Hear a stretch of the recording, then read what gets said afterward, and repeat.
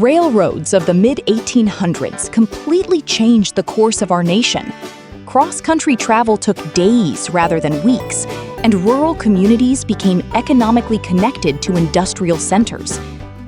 U.S. lawmakers were eager to foster this new industry by giving railroad companies generous land grants. Though the transcontinental route was key, so was building a rail line connecting the Midwest to the Gulf Coast.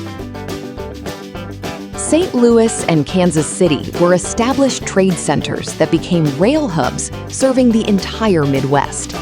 After the Civil War, Fort Scott, Kansas invested in the Missouri River, Fort Scott and Gulf Railroad. Simply called the Border Tier Railroad, their goal was to connect Kansas to the Gulf of Mexico.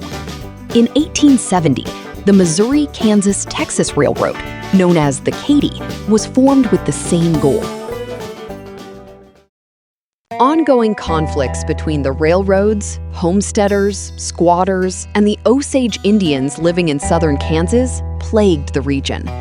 The federal government again rescinded prior treaties with the Osage, requiring them to leave Kansas entirely and relocate in Indian Territory, now modern-day Oklahoma. Even so, tensions continued among competing railroads, as well as between the railroads and homesteaders. Building to the Gulf meant crossing Indian territory, and the Cherokees agreed to grant passage to only one railroad. The U.S. government decided that whichever company reached the southern border of Kansas first would be allowed to build through Cherokee and other tribal lands. This set off a fierce competition between the Border Tier Railroad, which laid tracks south from Kansas City through the neutral lands, and the Katy, that angled southeast from Fort Riley, Kansas. When the Border Tier Railroad approached Baxter Springs, company officials were tricked into believing they were closer to their goal than they were. Certain that they would reach Indian Territory before the Katy, the Border Tier began releasing workers. Katy track layers worked round the clock and made it to Indian Territory before the Border Tier officials realized they had been deceived. The Katy was allowed to build through Indian Territory and into Texas.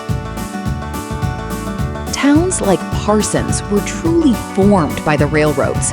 Others grew from the economic impact this new industry provided, and a few towns withered into complete obscurity because of operational decisions made by railroad companies. Progress came with both positive benefits and negative influences, but clearly, the character of Southeast Kansas was indelibly forged by the legacy of the Iron Horse.